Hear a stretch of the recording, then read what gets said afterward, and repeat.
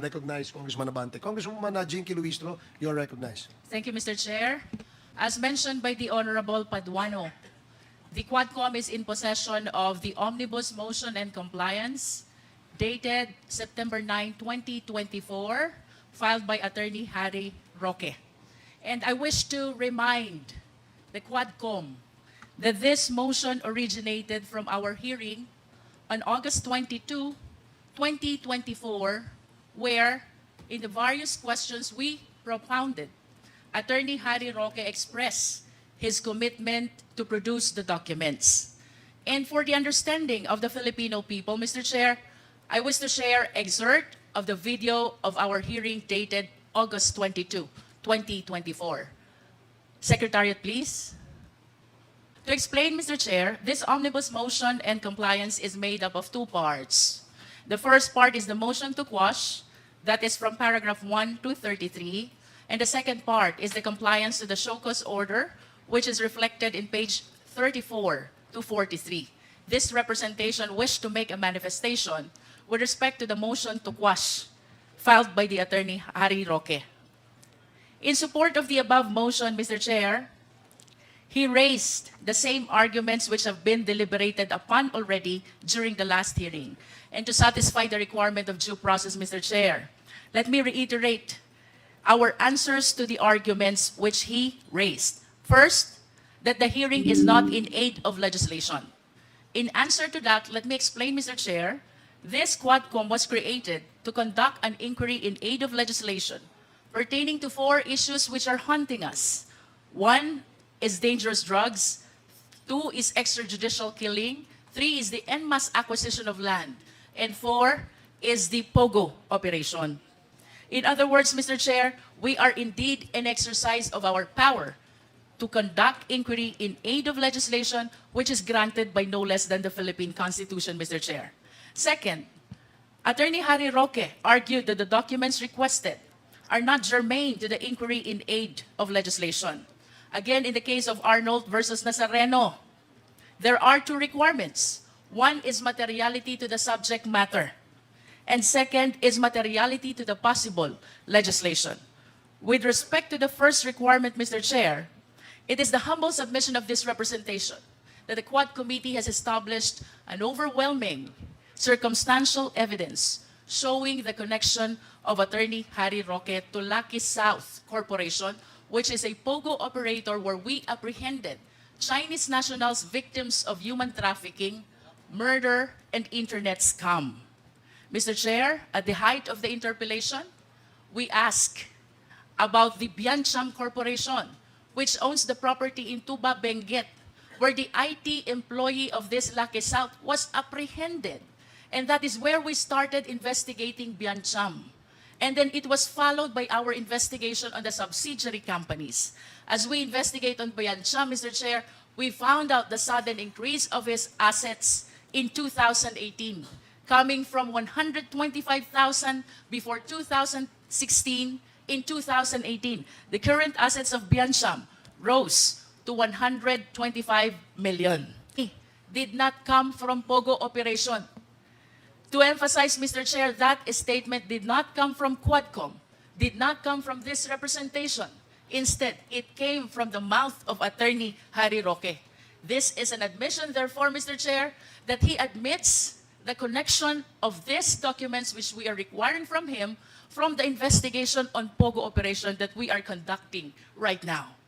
To further explain, Mr. Chair, it was admitted that he was the presidential spokesperson during that time with a very limited income. And then we asked him, where did this 65 million came from? Where did this money came from? And he could not explain except that he sold a certain property in multinational company in Parañaque.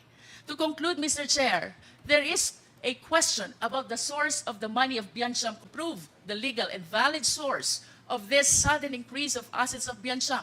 Then there is a reasonable ground to believe that indeed he is connected with POGO operation and this money possibly came from the POGO operation.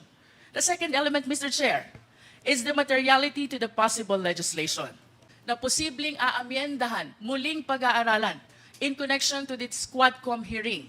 And we cited RA 3019 This is the Anti-Graft and Corrupt Practices Act na baka sakali na ang ating mga... We also have Code of Professional Responsibility of Government Officials that we need to revisit already the provisions of this law to make sure that the government officials and employees do not deviate from what is being mandated by the Code of Professional Responsibility of Government Officials. We also have anti-money laundering. Kulang po ba ang probisyon ng anti-money laundering? At nagkaroon ng mga transfer ng huge amount of money in spite of the existence of this law. We also have corporation law. Bakit po ba nagagamit na shield ang mga corporation in perpetrating illegal activities? We can also consider, Mr. Chair, the Code of Professional Responsibility and Accountability for lawyers. Ito po ba'y saklaw pa if the lawyers are already protecting illegal activities of their client? In addition to this, Mr. Chair, we have established already the need to revisit the laws such as the PSA Charter dahil naabuso po ang ating batas patungkol sa late registration, our immigration law on visa issuance, the Backward Charter on licensing of POGO, and the cybercrime law, or RA 10175. Mr. Chair, to proceed, another argument that was raised is the right to self-incrimination. And I wish to share again the case of De La Cruz versus People. Napakaliwanag po sa batas na ito. When we speak about the right against self-incrimination, we're talking only about testimonial as to produce during the hearing of August 22, 2024. Fourth, Mr. Chair, he invoked the right to privacy. And again, in the case of Standard Chartered Bank versus Senate Committee, citing the case of Sabio versus Gordon, the right to privacy is the right to privacy versus the right to public information on matters of public interest. The latter should prevail. Mas mataas po ang right to public information on matters of public interest kumpara sa right to privacy. And finally, Mr. Chair, he invoked the right to due process. This is the purpose of our hearing, to give ample opportunity to our resource speaker to explain their side. We satisfy amply the requirement of notice and even the requirement of hearing. But we are all witnesses. He has been dispensing his opportunity to be able to explain before the Quad all the possible allegations which are being imputed by this investigation. Mr. Chair, I wish to add as well, as part of this manifestation, that when he filed the motion to quash, prior to the receipt of the written subpoena, wala pa pong written subpoena na tinatanggap si Attorney Harry Roque. Nag-file na siya ng motion to quash. Why? Because he knows already during the meeting that he expressed his commitment to produce the documents. Reason why we issued the subpoena. To my humble opinion, Mr. Chair, he waived already his right to receive the written subpoena. Second, Mr. Chair, during the last hearing, we extensively discussed his arguments and our answers why we denied his first motion to quash. And third, Mr. Chair, in this motion, omnibus motion and compliance, siya po mismo ang nagsabi. Same arguments ang ni-raise niya. As a matter of fact, he said he is refiling the motion to quash. In other words, Mr. Chair, lahat po ng nakasulat dito ay nasagot na natin during the last hearing. I therefore submit, Mr. Chair, that we should deny this omnibus motion, particularly the motion to quash, because this is already moot and academic. I submit, Mr. Chair. Thank you, Congresswoman Luistro. Mr. Chair. Yes, Congressman Flores. Mr. Chair, as extensively discussed by Congressman Luistro, stating the grounds why we are in the right as far as our request for him to submit these documents, and his continued refusal to submit these documents to this Quad Committee, Mr. Chair. I move, Mr. Chair, that we hold Harry Roque in contempt, Attorney Harry Roque in contempt, for refusing to submit the documents subject of the subpoena de Sustecom, and of which he has manifested that he was going to submit to this committee, Mr. Chair. I so move, Mr. Chair. There is a motion to cite Attorney Harry Roque in contempt, and this was duly seconded. Are there any objections? Hearing none, the motion is carried. Now, just for clarification, we are citing Attorney Harry Roque in violation of Section 11, D. Paragraph D. Paragraph D, Mr. Chair, for refusing to comply with the subpoena, the Sustecom, and to submit the documents we requested of him, Mr. Chair. Now, Mr. Chair, in addition, Mr. Chair, I move that we hold Harry Roque in detention for the period of until he submits the documents or until the Quad Committee is dissolved, Mr. Chair. There is a motion to detain Attorney Harry Roque as long as this committee conducts its hearing, Mr. Chair. and until we terminate, Or until he submits the or documents. until he that we submits have the asked. documents required of him. Yes, Mr. Chair. And this was duly seconded. Are there any objections? Hearing none, the motion is approved. Congressman Mr. Chair. Abante. Mr. Chair, in addition to what Congresswoman Luistro said, ito pong si Harry Roque is actually a person with a two-faced attitude. This representation recognizes that we have a full plate and that we need to hear the testimonies of resource persons who have been invited to our hearing today. But I feel compelled to raise a matter that I believe should be addressed by this honorable body. Isa sa mga iniimbita natin sa ating inquiry, si Attorney Harry Roque. Hindi lang po siya dating presidential spokesperson, he is also a former colleague of ours in the House of Representatives. At dahilan dito, we were very kind to him. In fact, our senior deputy speaker even asked him only to be detained for 1 day, of which he even questioned that, Mr. Chair. So in the course of our hearings, Attorney Roque was cited in contempt on August 22 for being untruthful about the circumstances surrounding his absence during our August 16 hearing. After being detained and after apologizing to the members of the House, Attorney Roque then went on Facebook and posted, and I quote, "In my view, the contempt ruling smacks of abuse of power and political harassment against an anti-Marcos Jr. critic like me," end of quote. Ay napaka-doble cara naman pala ni Attorney Harry Roque, Mr. Chair. I find this disturbing because if I remember correctly, Attorney Roque was asked if he recognizes the power of the House to hold him in contempt. And he said yes. But the moment he was no longer in our presence, Mr. Chair, he went out and publicly questioned the contempt ruling and accused us of abusing this power. I believe that we cannot countenance such behavior, Mr. Chair.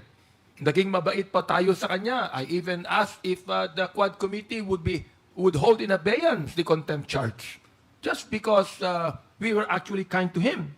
So this manifestation is being spoken today to inquire, to hold him also in contempt, Mr. Chair. Thank you, Congressman Abante. Yes, I believe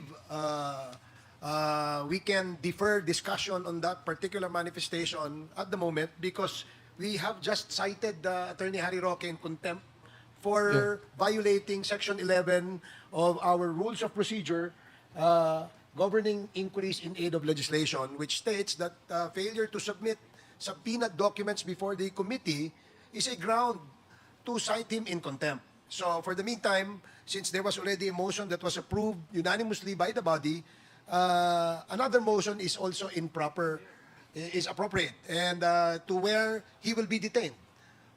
Is there any motion? Mr. Chair, I submit to the motion of Congressman Flores, no?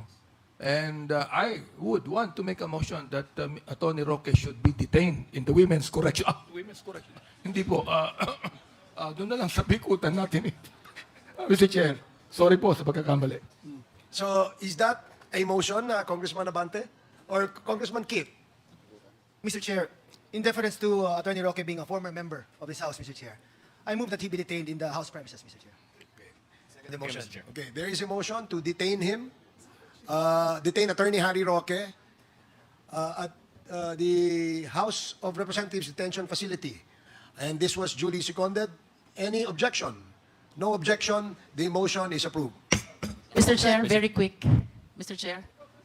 Okay, just please make this very, very quick because the topic today is EJK. Mr. Chair, So just for after- the sake of giving due course to this omnibus motion and compliance, particularly with respect to the motion to quash, I respectfully move that we disregard the motion to quash on the ground of being moot and academic. Yes, as stated earlier by Congresswoman Jinky Luistro, we will stand by our previous decision of denying his motion to quash.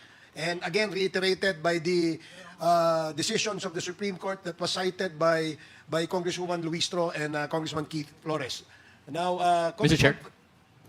Yes, Congressman Rog Mr. Gutierrez. Chair, very shortly, just on the matter of the omnibus make it motion. short, yes. We still have the matter of the response to the show cause order. And I understand it's superfluous given the contempt order, but I think, Mr. Chair, as a body, we should rule on it. And in my opinion, it cites an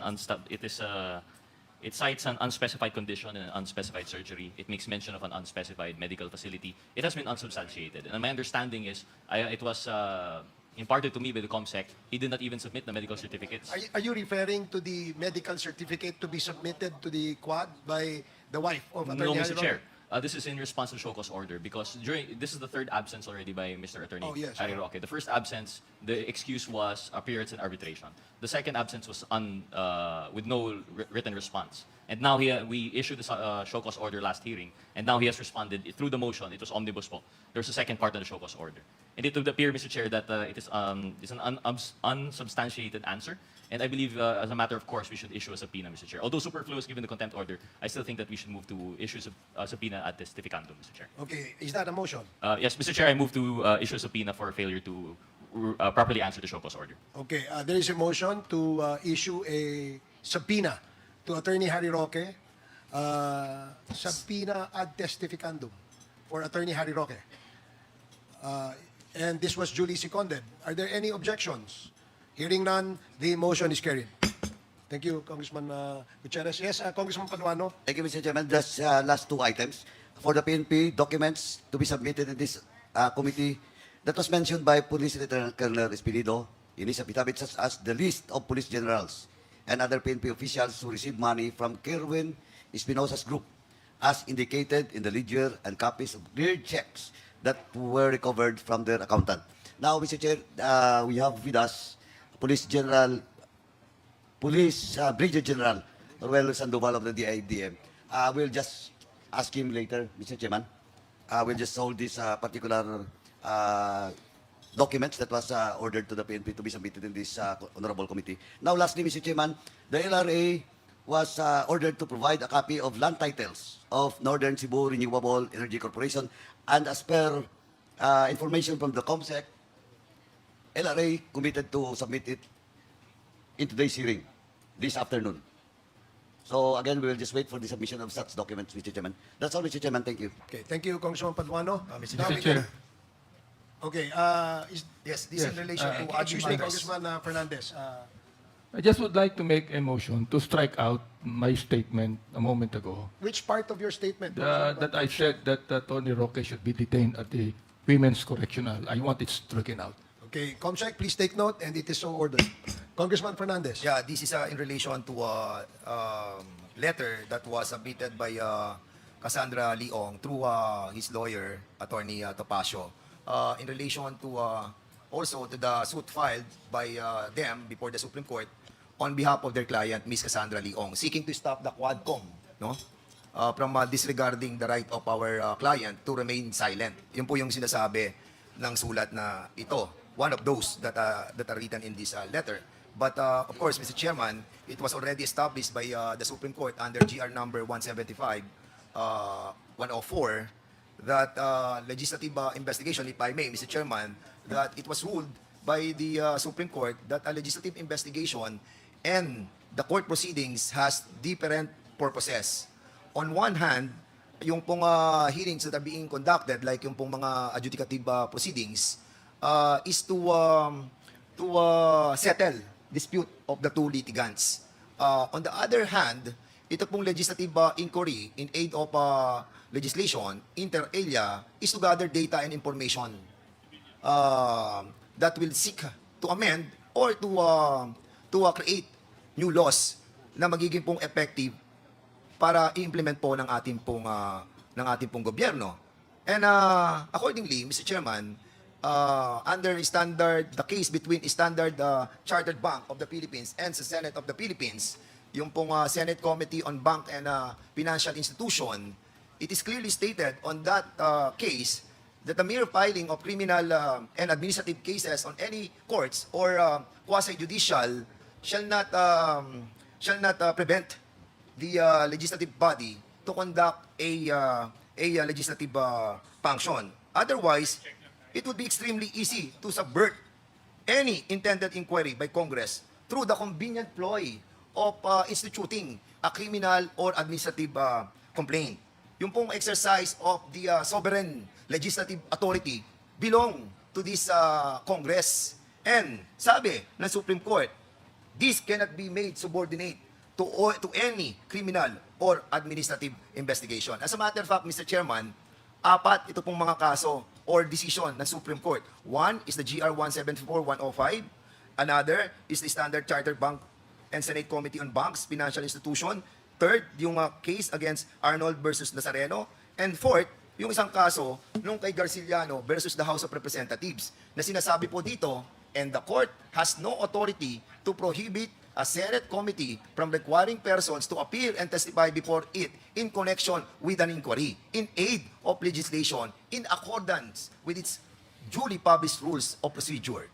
Dito emphasizes the importance of the duty of those subpoena to appear before the legislature, even if it incidentally incriminating questions are expected to be asked. Ngayon, Mr. Chairman, dito naman po sa sinasabi ni Mr. Topacio, dahil meron po siyang comment na sinasabi, in his comment, Mr. Fernandez said that supposedly the right to remain silent is not applicable to legislative inquiries, but only the right against self-incrimination and other statements. Such legal opinion is laughable because Fernandez is not a lawyer. Also, I must remind Mr. Fernandez that the matter is now before the courts and any such public comments touching on the case may be violative of the sub judice.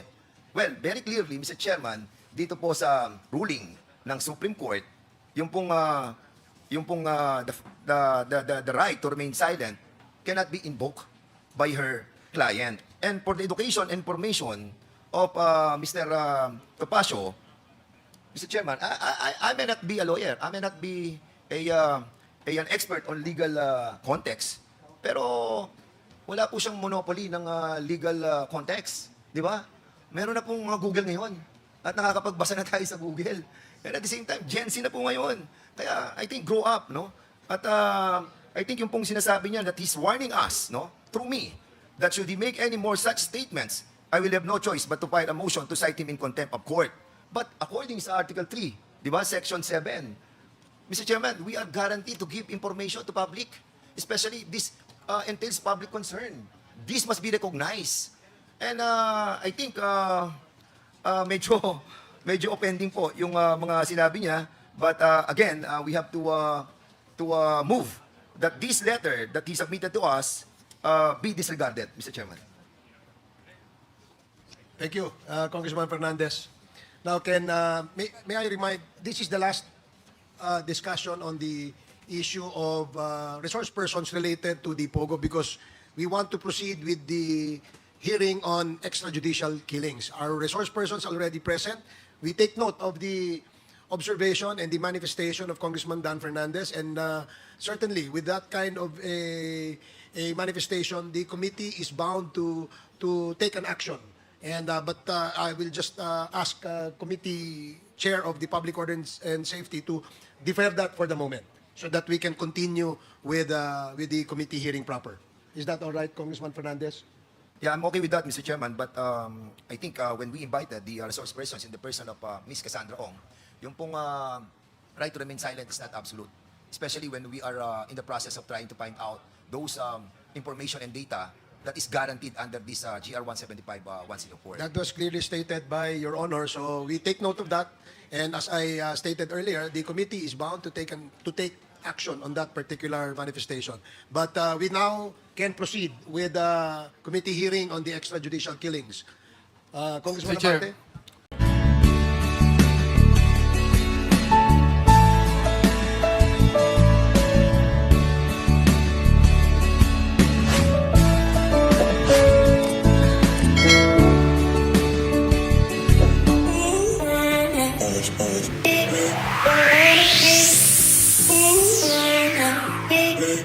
Wanna be